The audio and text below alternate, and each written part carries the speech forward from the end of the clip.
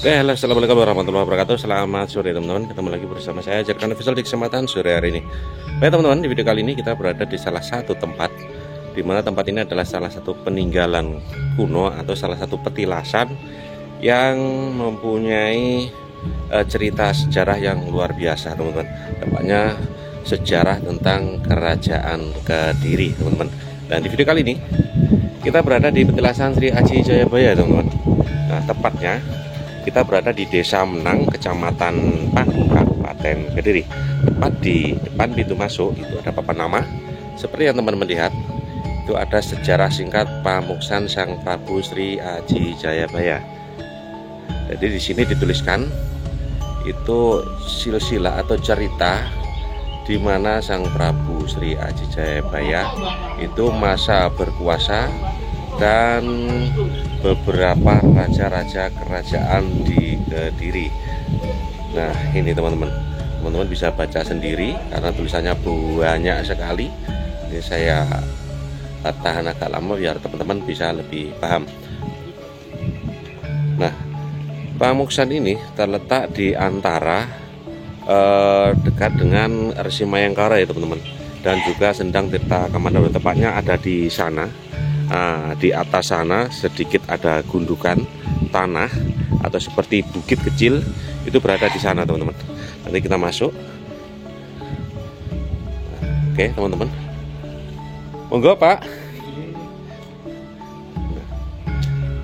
Oke, kita telusuri teman-teman ya. Kita lihat dari berbagai sisi cerita-cerita yang ada di tempat ini. Memang kalau kita dengar dari media-media, yaitu media berita ataupun media-media cetak, bahwa Sri Aji Jayabaya memang salah satu tokoh yang fenomenal. Itu tepatnya berada di era abad ke-11 ya teman-teman. Dimana Sri Aji Jayabaya, karena pada masa itu Prabu Sri Aji Jayabaya di abad ke-11 itu adalah masa keemasan ya teman-teman, yang di bawah kepemimpinan daripada Sri Aji Jayabaya di kerajaan Kediri. Di masa itu dipimpin beliau pernah menjadi salah satu kerajaan terbesar yang ada di Nusantara. Ini biasanya pada malam pada bulan Asyura atau bulan Suro itu banyak sekali pengunjung yang datang ke tempat ini teman-teman. Suasana nyaman sekali dan bersih sekali, sangat terawat. Terbukti di depan pintu masuk tadi ada penjaga pintu masuk dan ada Mbah Juru Kunci yang ada di sana.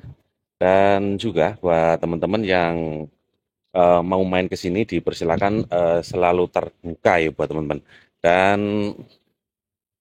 teman-teman yang mau datang ke sini atau mempunyai hasrat atau maksud tertentu itu bisa konsultasi dengan juru kunci teman-teman. Dengan beberapa bukti yang ada, itu banyak sekali, sampai dari pejabat kecil sampai pejabat besar, dari RT RW gitu ya, sampai ke presiden, itu banyak sekali yang datang ke tempat ini teman-teman. Bahkan di beberapa waktu silam, ada beberapa waktu lalu, kurang lebih ada 2 minggu atau 3 minggu yang lalu, itu ada mantan pejabat presiden Republik Indonesia itu berkunjung ke tempat ini teman-teman, berziarah ke tempat ini, karena bahwa itu salah satu bukti yang mengagungkan atau rasa penghormatan terhadap tokoh daripada Prabu Sri Aji Jayabaya teman-teman. Karena Sri Aji Jayabaya mempunyai cerita atau apa itu yang namanya ya teman-teman. Bismillahirrahmanirrahim. Assalamualaikum. Assalamualaikum warahmatullahi wabarakatuh. Mbah, permisi. Assalamualaikum. Nun sewu. Itu nyun gambar ya, Mbah. Nah, persis di depan itu teman-teman. Di depan itu adalah salah satu tempat pamuksan atau pemujaan. Jadi nilai spiritualnya itu sangat tinggi sekali teman-teman. Nah, untuk cerita konon katanya dahulu di tempat ini itu hanya sebuah gundukan tanah kecil dan ada pohon beringinnya ya teman-teman. Pada masa lalu pada tahun 1960-an teman-teman, itu hanya segumpal atau segunduk tanah, bukit kecil, dan di tempat itu mempunyai kejanggalan ya teman-teman. Itu sedikit cerita dari warga sekitar yang mengetahui sedikit cerita asal mula tempat ini. Jadi di masa itu ini adalah area persawahan. Nah, di saat petani sekitar itu melaksanakan atau membajak sawah persis di tempat ini, teman-teman ya, persis di tempat ini itu sapi yang apa itu menggeret apa itu yang namanya ya, ya waktu sapi yang digunakan untuk membajak sawah itu nggak berani ya teman-teman, nggak berani melewati tempat ini teman-teman. Nah, itu berulang kali, maka ada salah satu tokoh yang mempunyai keahlian spiritual yang lumayan itu mengetahui bahwa di tempat ini adalah salah satu tempat keramat atau tempat sakral. Maka sampai sekarang itu digunakan atau dibangun sedemikian rupa karena tempat ini mengandung nilai spiritual yang luar biasa. Dan pada beberapa tahun lalu, sekitar tahun 1970-an, itu paguyuban yang dari Yogyakarta, paguyuban Honodento, memprakarsai, teman-teman. Jadi memprakarsai pembangunan atau menguri-uri leluhur atau tempat petilasan leluhur yang ada di Desa Menang ini, teman-teman. Salah satunya tempat ini. Kita keliling dulu, nanti kita lihat ke sana, teman-teman. Nah, di sebelah daripada Pamuksan nih, teman-teman, itu ada ini, teman-teman. Di sebelah daripada Pamuksan itu diinformasikan kalau tempat ini adalah tempat untuk menempatkan atau menyimpan apa itu sandangan atau pakaian daripada Prabu Sri Aji Jayabaya sebelum beliau mukso ya teman-teman. Sebelum beliau mukso, pakaiannya ditinggalkan di tempat ini. Ya, terus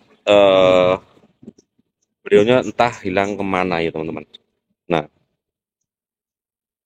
ini teman-teman, itu adalah tempat yang diberikan replika atau ditandai dengan bangunan semacam berangkas yang berornamenkan apa itu relief-relief kuno seperti itu, topeng-topeng wajah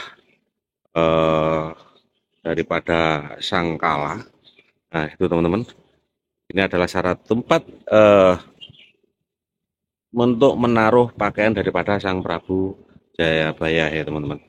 Karena Jayabaya memang terkenal sekali dengan apa itu yang namanya Jangka Jayabaya teman-teman.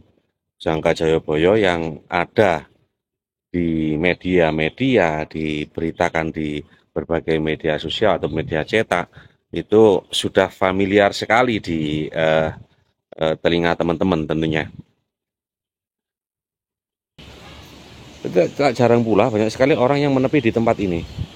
Nah, orang yang melaksanakan nilai auto berspiritual seperti itu, ada tikar sambil menandu dupa, menepi ya di tempat ini teman-teman. Memang kalau kita lihat di tempat ini itu mempunyai kesakralan yang luar biasa ya teman-teman, melebihi daripada tempat yang lain teman-teman. Karena dengan terbuktinya itu pejabat-pejabat tinggi itu banyak yang datang ke tempat ini ya teman-teman. Jadi nggak menutup kemungkinan memang sudah terbukti orang yang bermunajat di tempat ini cepat dikabulkan atau di apa itu ya teman-teman ya, cepat tercapai keinginannya ya teman-teman. Itu tergantung teman-teman, apabila teman-teman percayai dan teman-teman apa itu melaksanakan, itu tergantung dengan kepribadian atau teman-teman. Nah ini teman-teman, bismillahirrahmanirrahim. Assalamualaikum, assalamualaikum warahmatullahi wabarakatuh. Permisi, betul ini gambar. Nah ini teman-teman, itu di atas sana itu ada apa ya teman-teman ya namanya. Nah itu yang namanya apa itu lubang, ada seperti bola, ada lubangnya di tengah ya teman-teman. itu setiap satu suro itu dimandikan ya teman-teman. Ada angklo untuk pembakaran itu teman-teman, nah, untuk pembakaran dupa, wangi-wangian. Nah, kebanyakan teman apa itu pengunjung yang datang ke tempat ini, yang berziarah ke tempat ini itu harus melalui bimbingan daripada atau dituntun sama juru kunci teman-teman. Jadi dibimbing sama juru kunci, diarahkan sama juru kunci untuk masuk ke tempat ini teman-teman.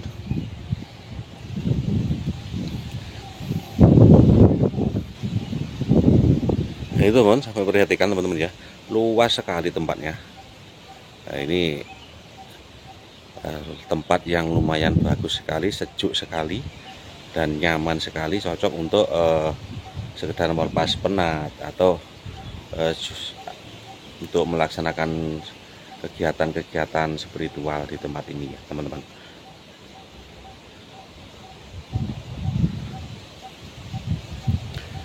Oke teman-teman, kita keliling-keliling dulu. Kita sudah mengitari tempat ini dan kita berada persis di depannya. Nah, itu yang teman-teman saya bilang tadi, ada semacam bola yang itu teman-teman. Nah itu teman-teman, semacam bola yang bulat itu setiap satu suro itu dimandikan. Jadi diacarakan acara sakral atau ritual khusus untuk memandikan apa itu yang namanya apa ya teman-teman, saya nggak tahu. Nah, tempat seperti inilah yang mempunyai nilai kesakralan yang luar biasa teman-teman ya. Jadi kalau kita lihat dengan mata biasa, dengan mata telanjang itu seperti hal yang biasa. Tapi bagi orang-orang yang mempunyai tingkat spiritualnya yang tinggi, itu akan menilai dengan pandangan yang lain teman-teman. Jadi pandangan yang kita juga nggak tahu, karena kita nggak tahu apa yang namanya dunia spiritual. Kita hanya mereview tempat, kita hanya menguri-uri atau melestarikan warisan leluhur yang ada di Kabupaten Kediri dan sekitarnya. Nah, khususnya tempat ini teman-teman ya, penjelasan daripada Sang Prabu Sri Aji Jayabaya. Dan menurut informasinya dahulu kala itu di dalamnya, ini sedikit cerita mungkin, atau ada teman-teman yang berpendapat lain bisa tulis di kolom komentar ya teman-teman. Nah, persis di bawah cungkup itu, di bawah bangunan kecil itu di bawahnya itu dulunya diketemukan sebuah ompak ya teman-teman. Jadi tadi saya cerita di awal, saya cerita kalau dahulunya sebelum dibangun seperti ini, ada berupa gundukan tanah dan hewan atau sapi yang membajak sawah nggak berani lewat sini ya teman-teman. Maka diyakini kalau tempat ini adalah tempat sakral, dan dilakukan ekskavasi bahwa di dalam gundukan tanah ada batu ompak dan sejenis pusaka ya teman-teman. Karena dari cerita dari orang terdahulu di tempat ini, saya juga pernah ngobrol-ngobrol, dia bilang seperti itu. Nah, lalu dari Paguyuban Honodento yang ada di Yogyakarta itu melakukan renovasi atau pembenahan tempat ini teman-teman, dan dibangun seperti ini, dan batu ompak dan pusaka yang ditemukan ini akhirnya ditaruh di dalam dan ditanam lagi, lalu di atasnya dibangun seperti ini teman-teman. Nah, saya zoom ya teman-teman biar teman-teman lebih paham. Nah, ini teman-teman lihat, nah, itu batu, karena ini batu lintang atau apa juga yang saya nggak paham teman, yang bulat itu. Memang tempat ini sangat terkenal sekali, sudah familiar sekali ya teman-teman, dari Jawa ataupun sampai luar Jawa. Banyak yang berkunjung ke tempat ini untuk mendapatkan kebarokahan.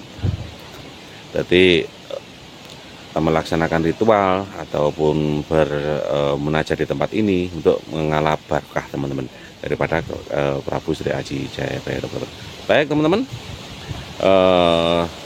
sekian dulu video dari saya. Sekian dulu apa yang bisa saya sampaikan di kesempatan kali ini. Apabila ada salah kata dalam saya menariskan tempat ini, saya ajarkan undur diri, saya ajarkan mohon maaf yang sebesar-besarnya. Akhirnya kalam, babali topik walidaya, warida walidaya. Assalamualaikum warahmatullahi wabarakatuh. Salam Rahayu, salam budaya Nusantara. Sampai ketemu di video selanjutnya.